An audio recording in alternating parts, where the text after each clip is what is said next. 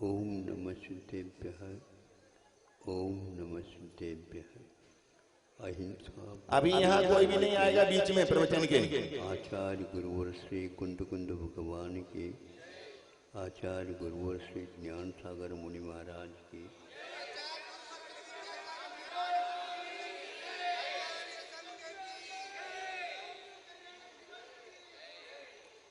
मोहक्षयात्, मोह के क्षय के बाद अंतरायादि 3 आवरणीय कर्मों का क्षय होने से केवल ज्ञान की प्राप्ति होती है, जो कल आपने मध्याह्न में देखा। आज प्रातःकाल इंद्र इंद्राणी आदि सब अनुपस्थित थे और कैलाश पर्वत पर बिना पूर्व सूचन संकेत इंद्र को भी ज्ञात नहीं, सौधर्म इंद्र को भी ज्ञात नहीं, और कैलाश पर्वत से आदिनाथ प्रभु को मुक्ति का लाभ हो गया। बाद में अवधि ज्ञान लगाते हैं, सौधर्मेंद्र अब क्या रहा वहाँ पर, खाली जगह है, कुछ भी अवशेष नहीं रहा। उन्होंने नख और केश के माध्यम से उन्हीं को लेकर के अंतिम संस्कार अग्नि का एक जो अग्नि कुमार है उनके माध्यम से करा करके और आज का यह निर्वाण कल्याण भी पूर्ण कर दिया। गर्भ में आने से पूर्व में वे भी उन्होंने ही सब क्रियाएं की थी। अब निर्वाण होने के उपरांत में अंतिम जो कुछ भी कार्य था शुद्ध भक्ति के साथ निर्वाण कल्याण को मनाया जाता है। उसमें कोई और भक्ति फिक्ति नहीं चलती। ये सब संसार दशा के साथ इस नश्वर और चंचल संसार के स्वरूप को समझ करके और बताने वाले उन्होंने स्वरूप बता दिया और चले गए। सबकी तस्वीरें उतार सकते हैं आप फोटोग्राफी के द्वारा। शुद्ध परमेष्टि की तस्वीरें फोटोग्राफी इंद्र भी नहीं कर पाए। कौन से रास्ते से वो चले गए, उनका विषय अवधि ज्ञान के द्वारा भी नहीं, मनस्पति ज्ञान के द्वारा भी नहीं। मनस्पति के धनी गंधर्व परमेष्टि को भी वो अपना विषय नहीं बना सकते। आत्मा का स्वरूप क्या होगा आप लोग समझ सकते हो। 500 धनुष की काया कहाँ चलेगी, छोटी मोटी तो है ही नहीं, लेकिन किसी की भी पकड़ के बाहर है। अब आप लोगों को समझना, चक्रवर्ती दंग रह गया, अब मेरा क्या होगा। और सुनते हैं चक्रवर्ती रो रहे हैं, तो कई लोग कहने लगे ये तो बहुत सौभाग्य का विषय है और विश्वनाथ को मुक्ति का लाभ हुआ बिल्कुल ठीक। फिर इसमें शोक का क्या विषय है? नहीं,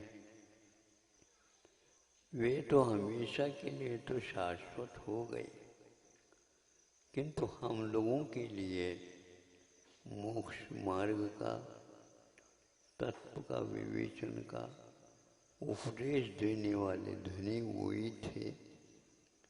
सब शंकाओं का समाधान वे ही करने वाले थे। अब अपने जीवन में ऐसे तीर्थंकरों का समागम पुनः नहीं मिलेगा। इसको देख करके भी इंद्र को भी संभव है, क्या ऊपर से भले ही वो रोए नहीं रोए, भीतर से आत्मा तो रोती ही। अब हमें अपने विषय में निर्णय लेना है। लगातार यहाँ पर संघ का रुकना दीर्घ काल से हो रहा है। अब हमें भी चिंता है,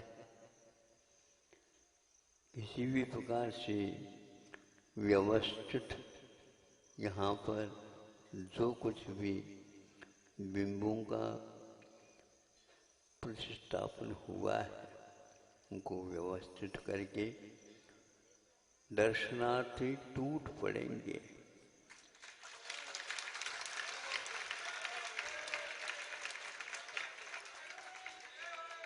कर्तव्य होता है वे आकर के इस महोत्सव के बारे में सोचेंगे,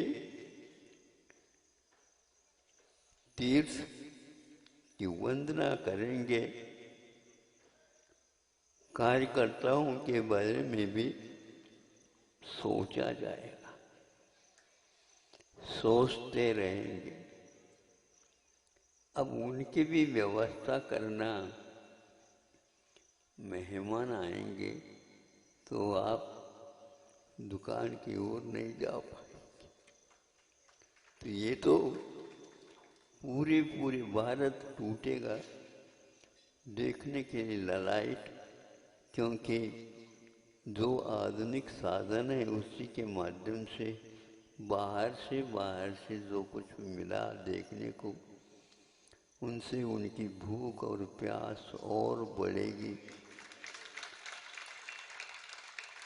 और गदगद होंगे। हमें प्रसन्नता है, रात दिन करके इस कार्य को आप लोगों ने अंतिम रूप दिया है। ये तो इंद्र लोग भी जान रहे हैं, देख रहे हैं। पूर्वजों ने भी यहाँ पर साधना की थी, इतिहास साक्षी है। आप लोगों ने इसको ताज़ा बना दिया। सब लोग जानने लगे। 5.5 करोड़ भव्य आत्माओं ने यहाँ पर अंतिम कल्याण को प्राप्त किया। प्रभु से प्रार्थना है हमें भी शीघ्रातिशीघ्र यह कार्य प्राप्त करने का आनंद अवसर प्राप्त हो। इन्हीं भावनाओं के साथ गुरुदेव ने बहुत बड़ा उपकार करके हम लोगों को संस्कारित किया है।